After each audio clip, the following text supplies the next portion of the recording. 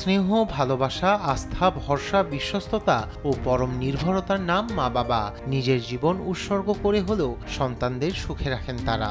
স্থানীয় সময় শনিবার ঠিক এমনই দৃশ্যের সাক্ষী হলেন অস্ট্রেলিয়ার পার্থ শহরের ওয়ালপল সমুদ্র সৈকতে ঘুরতে আসা পর্যটকরা।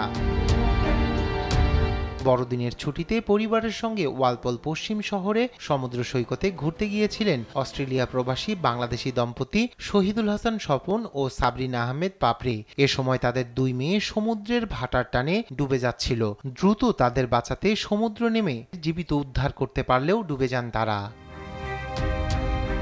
স্থানীয় সময় শনিবার সমুদ্র সৈকত থেকে তাদের মরদেহ উদ্ধার করে স্থানীয় পুলিশ। তারা জানান, সুস্থ রয়েছে দুই মেয়ে। তারা দুজনই খুলনা বিশ্ববিদ্যালয়ের নগর ও গ্রামীণ পরিকল্পনা বিভাগের শিক্ষার্থী ছিলেন। শহীদুল হাসান স্বপন অস্ট্রেলিয়ার কার্টিন বিশ্ববিদ্যালয়ে শিক্ষকতা করতেন। তাদের মৃত্যুতে গভীর শোক ও সমবেদনা জানিয়েছে খুলনা বিশ্ববিদ্যালয় অ্যালুমনাই অ্যাসোসিয়েশন।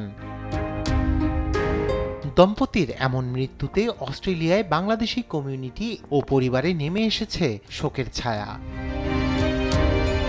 এদিকে ভরা মৌসুমে এমন মর্মান্তিক দুর্ঘটনাকে পর্যটনের জন্য অশনি সংকেত হিসেবে দেখছেন পর্যটন খাতের সাথে জড়িতরা। আর এমন দুর্ঘটনা এড়াতে সৈকতের নিরাপত্তাকে সর্বোচ্চ অগ্রাধিকার দেওয়ার কথা জানান সার্ফ লাইফ সেভিং অস্ট্রেলিয়ার প্রধান নির্বাহী অ্যাডাম ওয়েরার।